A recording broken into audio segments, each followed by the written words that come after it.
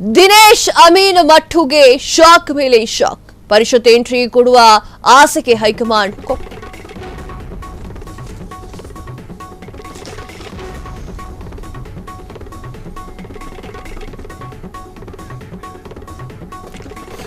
Dinesh Amin ಮಟ್ಟುಗೆ shock ಮೇಲೆ shock. ಪರಿಷತ್ entry ಕೊಡುವ ಆಸೆಗೆ ಹೈಕಮಾಂಡ್ ಕೊಕ್ಕೆ. ಈ ಬೆನ್ನಲ್ಲೇ ದಿನೇಶ್ ಅಮೀನ್ ಮಟ್ಟು ವಿರುದ್ಧ ದೂರು. ದಿನೇಶ್ ಅಮೀನ್ ಮಟ್ಟೂರನ್ನ ಪರಿಷತ್ ಸ್ಥಾನಕ್ಕೆ ಪರಿಗಣಿಸಬೇಡಿ, ರಾಜ್ಯಪಾಲರಿಗೆ ದಲಿತ ಹಿಂದುಳಿದ ಅಲ್ಪಸಂಖ್ಯಾತರ ವೇದಿಕೆಯಿಂದ ದೂರು. ವೇದಿಕೆ ರಾಜ್ಯಾಧ್ಯಕ್ಷ ಜಿಎಂ ಗಡ್ಕರ್ ಅವರಿಂದ ಗವರ್ನರ್ಗೆ ದೂರು. ಮಟ್ಟು ವಿರುದ್ಧ 3-4 ಆರೋಪ ಮಾಡಿರುವಂತಹ ಗಡ್ಕರ್ ಈ ಆರೋಪಗಳನ್ನ ಪರಿಶೀಲಿಸಿದ್ರೆ ಅವರ ಆ ಒಂದು ಸ್ಥಾನಕ್ಕೆ ಅರ್ಹರಲ್ಲ ಅಂತ ಹೇಳಿ ಗೊತ್ತಾಗುತ್ತೆ. ಮಟ್ಟು ಅವರನ್ನ ಪರಿಷತ್ಗೆ ನಾಮನಿರ್ದೇಶನ ಮಾಡಬೇಡಿ ಅಂತ ಹೇಳಿ ಮನವಿಯನ್ನ ಕೂಡ ಮಾಡಲಾಗಿದೆ. ಮಟ್ಟುಗೆ ಕಂಡಿರುವಂತಹ ಕನಸು ನುಚ್ಚು ನೂರಾಯ್ತು ಅಂತಾನೆ ಹೇಳ್ಬೋದು. 4 ಜನರನ್ನ ಪರಿಷತ್ಗೆ ಆಯ್ಕೆ ಮಾಡಲಾಗಿತ್ತು, ಅಂದ್ರೆ ಅವರ ಹೆಸರನ್ನ ಕೊಡಲಾಗಿತ್ತು, ಚರ್ಚೆಗೂ ಕೂಡ ಬಿಡಲಾಗಿತ್ತು ಅವರ ಹೆಸರನ್ನ. ಈಗ ದಿನೇಶ್ ಅಮೀನ್ ಮಟ್ಟುಗೆ ಶಾಕ್ ಮೇಲೆ ಶಾಕ್ ಕಾಯ್ತಾ ಇರುವಂತದ್ದು.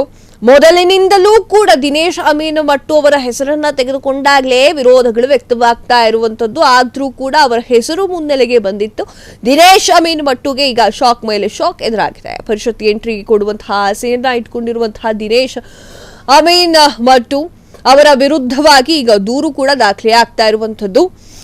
ಹೈಕಮಾಂಡ್ ಇದಕ್ಕೆ ಕೊಕ್ಕೆ ಹಾಕ್ತಾ ಇದೆ. ಈ ಬೆನ್ನಲ್ಲೇ ದಿನೇಶ್ ಅಮೀನ್ ಮಟ್ಟು ವಿರುದ್ಧ ದೂರುಗಳು ದಾಖಲೆ ಆಗಿದೆ, ಅಂದ್ರೆ ದೂರುಗಳನ್ನ ಹೇಳ್ತಾ ಇದ್ದಾರೆ.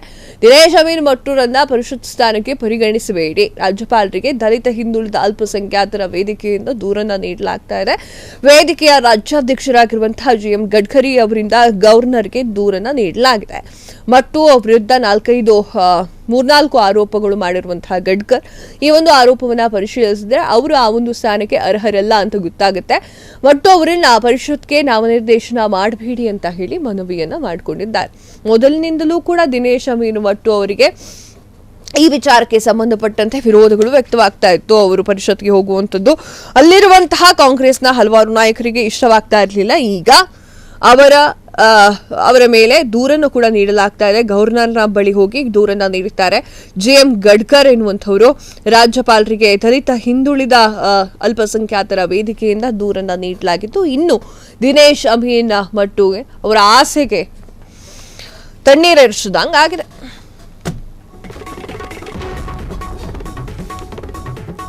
ಕ್ಷಣ ಕ್ಷಣದ ಸುದ್ದಿಗಳಿಗಾಗಿ ಫ್ರೀಡಂ ಟಿವಿ ಸಬ್ಸ್ಕ್ರೈಬ್ ಮಾಡಿ, ಲೈಕ್ ಮಾಡಿ ಹಾಗೂ ಫಾಲೋ ಮಾಡಿ. ಹೊಸ ಸುದ್ದಿಗಳ ನೋಟಿಫಿಕೇಶನ್ಗಾಗಿ ಬೆಲ್ ಐಕಾನ್ ಮೇಲೆ ಕ್ಲಿಕ್ ಮಾಡಿ.